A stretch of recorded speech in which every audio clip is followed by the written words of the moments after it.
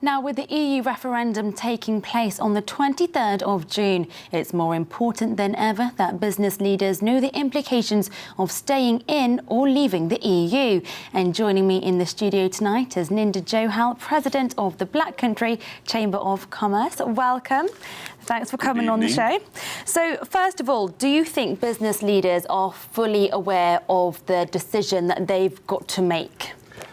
Look, you've only got to watch the TV channels, listen to the radio, read the editorials, and both sides actually put some very convincing arguments forward. Now, let's caricature the entrepreneur. Goes into work, 8 o'clock, straight to the hill, finishes at 6 or 7. Quite frankly, they won't be exposed to this kind of chattering classes media. So no, the answer is they're not fully aware of the implications of either side. And I think over the next 2 to 3 months, they'll have to grapple with that. And with the Chamber of Commerce, our job now is to try and elucidate the arguments both sides whilst remaining impartial and make sure that people are fully informed. It's not a simple decision. It's a pretty complicated decision, both for businesses and for consumers and normal voters. This is a hell of a thing to get your head around.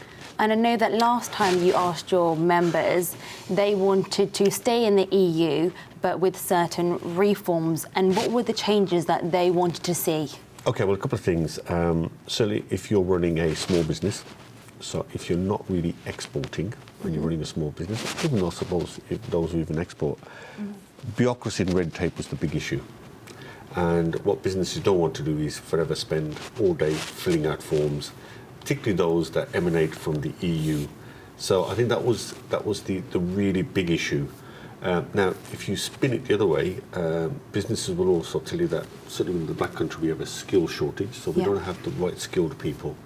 And therefore sometimes we have to really rely on EU to supply us with those skilled force. So how that will map out will be interesting. What will also be interesting is, particularly if you look at a more regional approach, how inward investment will be affected. So will external investors not think about investing in the UK if they think we are or are not part of the EU? Very complicated set of sort of questions. But yeah, from a small perspective, small business, it's all about bureaucracy, it's all about paperwork, it's about health and safety, it's about legislation, and having all these things imposed upon us by EU. Now let's talk about migration and job skills. Do you think that we should recruit from outside the EU and with the rest of the world? Well, I think, look, if you go into a hospital, you'll see a large number of people, particularly doctors, tend to be from abroad.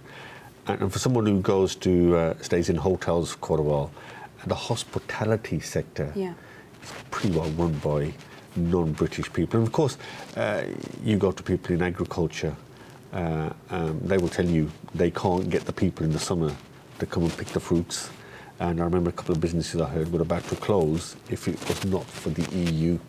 So I think it's a double-edged sword. It was interesting, I was listening to somebody from Singapore, and Singapore as a country is part of a sort of a Eurozone.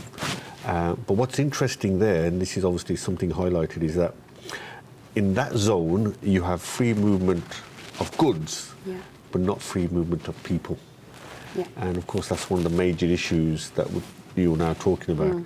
And I think our skills shortage is such that we're not going to resolve it in 12 months. We're not going to resolve it in 3 years. It will take 5 to 10 years. So in that instance, businesses will ask, well, where does that skilled labour come from if we're not part of the EU?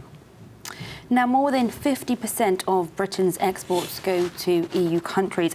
So in terms of exports and imports, what do you think the damage of the exit could potentially lead to? Well, look, we don't know. We don't know. We actually don't know. We don't know what the picture will look like on the other side. All we do know is that outside the EU, which are the emerging countries, until very recently they were doing pretty well. But with the drop in commodity prices, the drop in energy, the drop in oil prices, those emerging countries are now in trouble. Now, what you've also got to remember, if you look at business as a whole, small, medium enterprises, only 25% export. So the question to ask is, if those 75% who don't export are finding it difficult to export just around the corner, in other words, to France, Italy and Germany. What chance is there that they will be able to export to countries even further away? So we're talking about the EU, and essentially it's a club where we've got to follow certain rules and regulations. So how have you gone about engaging your membership about the EU debate? Well, what we did before Cameron went for his reform strategy, we did a survey and asked people or asked businesses what they thought of the situation as it was then. And about 60% said, provided the reforms are to their liking, so I think they're referring to bureaucracy, red tape, and amongst other things, then they would opt to stay in. Now, we are now in the process of trying to find out what people think now, since the reform structure has been brought back, as to what they think of those reforms. And in terms of helping people understand the complications of staying in the EU, we are putting a series of events together, we're doing surveys and trying to gauge and understand and put across to them some of the complications of the decision. And it is and as somebody said, it's the decision of our lifetime, because this may affect a lot of businesses and people as to what the future looks like. And so far, what's been the response from your membership? We're now in the process of picking that response up now, so we'll have a firm idea. I think we asked for the survey a couple of days ago. So we'll have a very good idea in the next couple of weeks as to what people's initial thoughts are.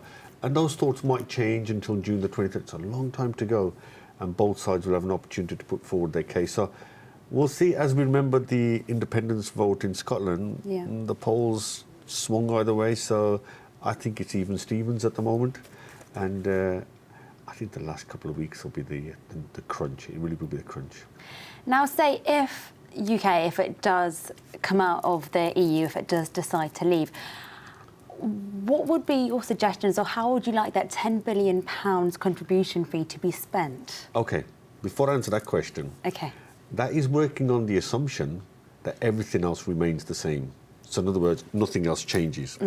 So that assumes that our trade doesn't change, so that we continue to sell what we sell at the moment. That assumes that our economy will stay the same, so we will continue to produce the same output. That assumes that our inflation and interest rates and our currency remains the same. So let's assume all of those things remain the same. Highly unlikely, but let's assume that. So therefore, nothing changes. We now suddenly have a surplus of £8 billion. If somebody said to me, what do you want to spend the £8 billion on? I would say three things. Firstly, we have a creaking infrastructure.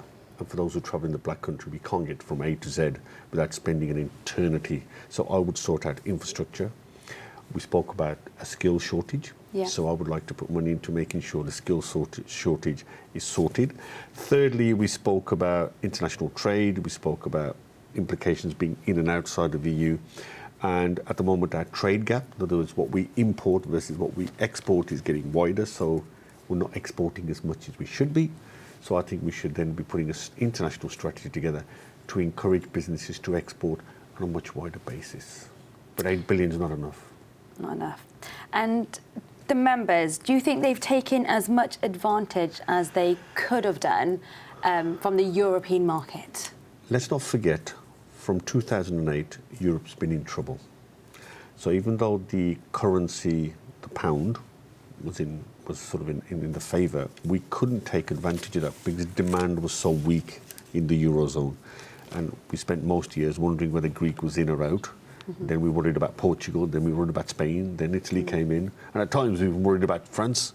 So I think, could we have taken advantage? Yes, but I think we have to acknowledge that the Eurozone had problems of its own, particularly in demand. There was no demand from the Eurozone. They were busy trying to keep alive, trying to keep positive. So yes, and let's not forget, only 25% of our business is export. So that's the bigger problem. We've got to get more people, encourage more people to take the risk and dabble in international markets and look to export. More exports means more people employed means more revenue means more tax, and we're all benefiting. And quickly before you, go, Ninder, you're hosting the Signature Awards, and that's in 2 weeks. So for those that don't know, what's the Signature Awards all about? Okay, that's on the 11th of March, Edgbaston Stadium, just down the road. And really, one of the things, or two things we're trying to do. One is we're trying to acknowledge and celebrate those people who, I call them wealth enablers. These people help wealth creators to create more wealth. And secondly, and I think the longer term vision is to look for, search for and nurture the next level of leaders. We need another set of leaders who can impact on their region, not just in their job, but actually impact on the region as a whole. But that's a long-term project. And in the short term, let's applaud and celebrate those who've done well. And how long have you been doing this for? The Signature Awards of the Chamber. Signature Awards. Right. This is my second year, and obviously it's my final 4 weeks with the Chamber of Commerce as well, so it's a nice flip over. Oh, well, Ninder, thank you very much for being here on the show today. Lovely. A great conversation about the Thank you EU, very and much. we mentioned briefly about the Signature Awards, which is happening in 2 weeks. And there's only a few tickets left, so give me a shout. There's only a few left. You heard, guys.